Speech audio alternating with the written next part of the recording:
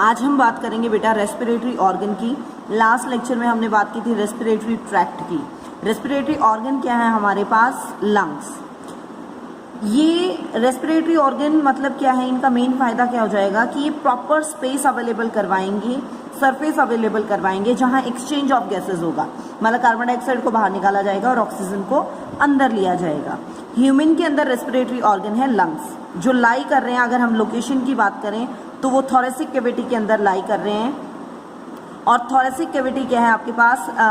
Tight chamber है, ठीक है, बिहाइंड द थोरेसिक वर्टिब्रे के पीछे की साइड जो लाई कर रहा है। और लेटर बाय मतलब इसको कवर किया जाता है थोरेसिक कैविटी में रिब्स के थ्रू। और रिब्स में भी इंटरकॉस्टल मसल्स, रिब्स के बीचों बीच जो मसल्स होती हैं उन्हें नाम दिया जाता है इंटरकॉस्टल मसल्स। और इनके फ्रंट में होती है स्टर्नम। ये जब स्केलेटल सिस्टम पढ़ते हैं तब आता है, स्टर्नम बोन प्रेजेंट होती है। थोरेसिक कैविटी नीचे की साइड क्लोज होती है ऐसे डोम शेप्ड, इस शेप के अंदर, ठीक है, ये वाली शेप के अंदर डायफ्राम से। अगर हम लंग्स की प्रोटेक्टिव कवरिंग की बात कर रहे हैं तो जो लंग्स है वो दो मेम्ब्रेन से कवर होता है जिसे हम प्लूरा नाम देते हैं। पेरिटोनियम ऑफ थोरेसी आप छोड़ना चाहो छोड़ सकते हो। इनर मेम्ब्रेन को हम विसरल प्लूरा कहते हैं और जो आउटर मेम्ब्रेन है उसे पेराइटल प्लूरा नाम देते हैं, जो थोरेसिक वॉल के साथ लाई कर रहे हैं। This is the diagram for the lungs कि ये ट्रैकिया पार्ट, वो ब्रोंकाई वाला पार्ट जो प्राइमरी ब्रोंकाई है वो एंटर करता है। लेफ्ट जो लंग होगा आपके पास उसके अंदर दो लॉब्स प्रेजेंट होते हैं। ऑब्लिक एक फीचर प्रेजेंट होगा, एक सेप्टम प्रेजेंट होगा। ऑब्लिक मतलब तिरछा, जिसके बेसिस पे ये दो लॉब बनते हैं आपके पास। ये लेफ्ट इंफीरियर लॉब है और वो लेफ्ट सुपीरियर वॉल है। राइट लंग के अंदर आपके पास दो आपके पास ये फीचर प्रेजेंट होते हैं। एक तो ट्रांसवर्स फीचर जिसके बेसिस पे राइट सुपीरियर लॉब बना और राइट मिडल लॉब बना। फिर एक आपके पास ऑब्लिक फीचर होता है जिसके बेसिस पे राइट इंफीरियर लॉब फॉर्म कर रहे हैं, ठीक है। नीचे ये डायफ्राम प्रेजेंट है। एक जब आप लेफ्ट साइड में जो लंग्स ड्रॉ करोगे वहां पे ये हल्का सा नॉच, मतलब ये थोड़ा सा कर्व वे में आपको शो करना है, ये है कार्डियक नॉच, यहाँ हार्ट सिचुएटेड होता है, ठीक है। हीलस वाला part, this is the diagram. ये रिब्स की पोजीशन शो कर रखी है, ये डायफ्राम है। सबसे बाहर वाली जो कवरिंग है वो है आपके पास पेराइटल प्लूरा और अंदर की साइड है विसरल प्लूरा।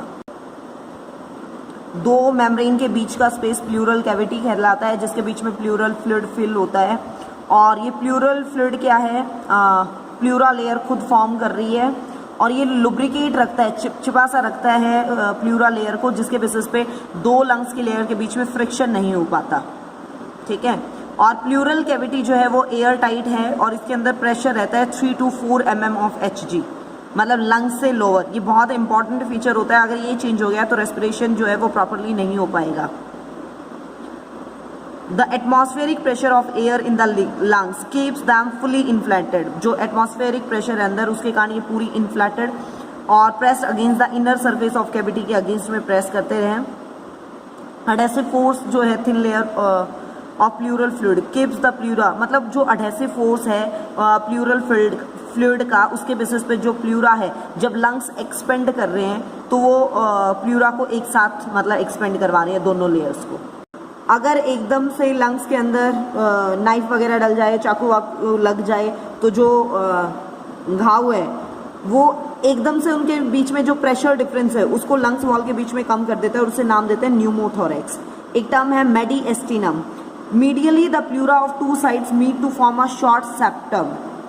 वो एक हल्का सा सेप्टम बनाती है, ये देखिए, मेडिएस्टिनल स्पेस फॉर हार्ट, उसे नाम दिया जाता है ये मेडिएस्टिनल स्पेस।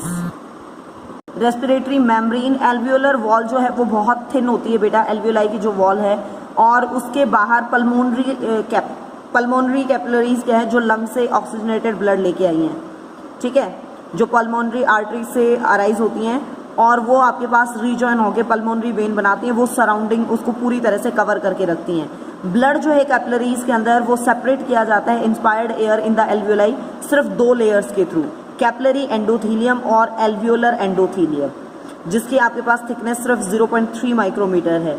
और इसी के कारण जो एल्वियोलर वॉल है वो एक बिल्कुल पतली सी sheet of flowing blood respiratory membrane की तरह वो काम करती है। और इस रेस्पिरेटरी मेम्ब्रेन के 5 कंपोनेंट होते हैं, alveolar epithelium, epithelium basement membrane, एक thin interstitial space, capillary basement membrane और कैपिलरी एंडोथेलियल मेम्ब्रेन। एल्वियोलर जो कैपिलरी है वो बैरियर की तरह काम करती है और and as a result the diffusion of gases between the blood and alveolar air वो इजीली हो पाता है। अगर ये मेम्ब्रेन बहुत ज़्यादा थिक होगी तो वो इजीली नहीं हो सकता exchange. This is the diagram बेटा।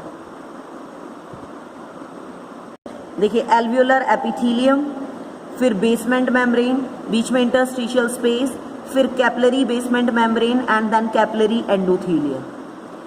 ये पतली सी लेयर है जिसके बेसिस पे एक्सचेंज होता है कार्बन डाइऑक्साइड और ऑक्सीजन अंदर गई और कार्बन डाइऑक्साइड का रिलीज हुआ।